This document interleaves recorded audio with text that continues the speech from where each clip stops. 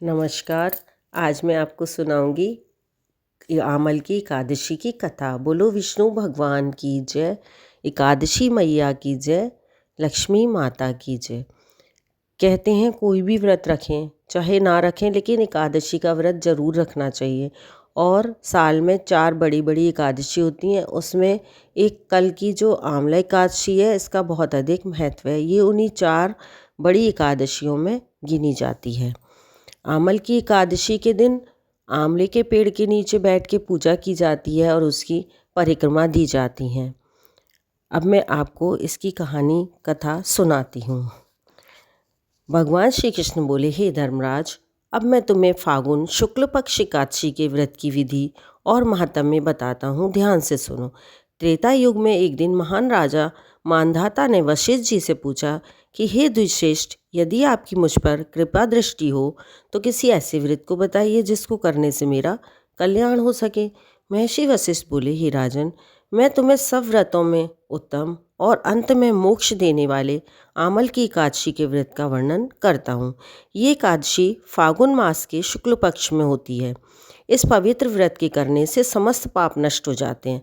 इसका पुण्य 1000 गौदान के फल के बराबर होता है। इसका पुण्य हमें, अगर हम जब 1000 गाय दान करेंगे तब उतना फल मिलेगा जितना केवल एक कल आमल की एकादशी का व्रत रखने से मिलेगा। तथा इस व्रत को करने वाले अंत समय विष्णु लोक को जाते हैं। अब मैं आपसे एक पौराणिक कथा कहता हूँ, ध्यानपूर्वक सुनिए। एक वैदिश नाम के नगर में ब्राह्मण, क्षत्रिय, वैश्य और शूद्र चारों वर्ण आनंद से रहते थे। उस नगर में सदा वेद ध्वनि गूंजा करती थी तथा वहाँ दुराचारी तथा नास्तिक कोई नहीं था। उस नगर में चैत्ररथ नाम का चंद्रवंशी राजा राज्य करता था। वह अत्यंत विद्वान तथा धार्मिक प्रवृत्ति का था। वहाँ कोई भी व्यक्ति दरिद्र और लोभी नहीं था। सभी नगरवासी विष्णु भक्त थे और एकादशी का व्रत किया करते थे। एक समय फागुन मास के शुक्ल पक्ष की आमल नामक एकादशी आई। उस दिन राजा, प्रजा तथा बाल वृद्ध सबने हर्षपूर्वक उस एकादशी का व्रत किया। राजा अपनी प्रजा के साथ मंदिर में जाकर पूर्ण कुंभ स्थापित करके धूप, दीप, नैवेद्य, पंचरत्न आदि से धात्री का पूजन करने लगे और इस प्रकार स्तुति करने लगे, हे धात्री, तुम ब्रह्म स्वरूप हो, तुम ब्रह्मा जी द्वारा उत्पन्न हो और समस्त पापों को नष्ट करने वाली हो। तुमको नमस्कार है। अब तुम अर्घ्य स्वीकार करो। तुम श्री रामचंद्र जी द्वारा सम्मानित हो। मैं आपकी प्रार्थना करता हूँ, अतः आप मेरे समस्त पापों को हरण करें। उस मंदिर में सबने रात्रि को जागरण किया। रात के समय वहाँ एक बहेलिया आया जो अत्यंत पापी और दुराचारी था। भूख और प्यास से अत्यंत व्याकुल वह बहेलिया इस जागरण को देखने के लिए मंदिर के एक कोने में बैठ गया और विष्णु भगवान तथा एकादशी महात्म्य की कथा सुनने लगा। इस प्रकार अन्य मनुष्यों की भांति उसने भी सारी रात जागकर बिता दी। प्रातःकाल होते ही सब लोग अपने अपने घर चले गए तो बहेलिया भी अपने घर चला गया। कुछ समय बीतने के बाद उस बहेलिये की मृत्यु हो गई, मगर उस आमल की एकादशी के व्रत तथा जागरण से उसने राजा विदुरथ के घर जन्म लिया और उसका नाम वसुरथ रखा गया। युवा होने पर वह चतुरंगिनी सेना के सहित तथा धन धान्य से युक्त होकर 10,000 ग्रामों का पालन करने लगा। वह तेज में, सूर्य की कांति में, चंद्रमा के वीरता में, भगवान विष्णु के और क्षमा में पृथ्वी के समान था।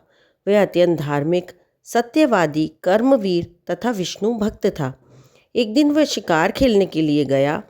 देवयोग से वह मार्ग भूल गया और उसी वन में एक वृक्ष के नीचे सो गया।